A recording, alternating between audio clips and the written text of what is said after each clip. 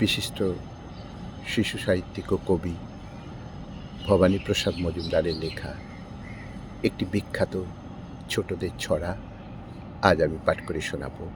ছড়া শ্রীচরণেষু দেবী সরস্বতী সমীপেষু। শুরু করছি।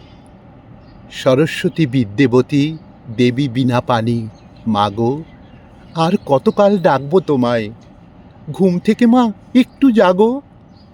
পরপর পাঁচটা বছর আটকে আছি এই যে আমি, দয়া করে দাও মা ঠেলে, নাইনে গিয়ে আবার ঘামি।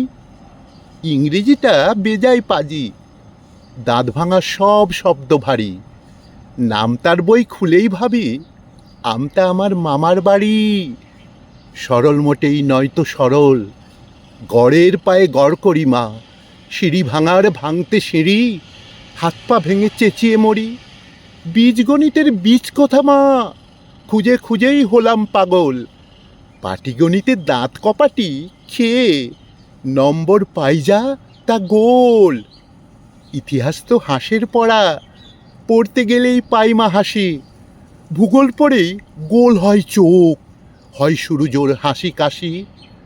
বাংলা পড়ে হ্যাংলা হব এমন আমি নয়তো বোকা, বাংলা আমার মাতৃভাষা, আমি কি আর নেহাত খোকা। বিজ্ঞান পড়ে অজ্ঞান হলে ঢালতে হবেই মাথাতে জল। সাপ ব্যাং মাছ কেঁচোর জীবন, রপ্ত করে মিলবে কি ফল। স্বাস্থ্য নিয়ে ব্যস্ত কেন, কিসের এতই ভাবনাটা। এই দেখো মা হাতের মাসেল, এই দেখো বুক দাবনাটা। এই তো সেদিন এক ঘুষিতেই ফাটিয়ে দিলাম দাদার নাক।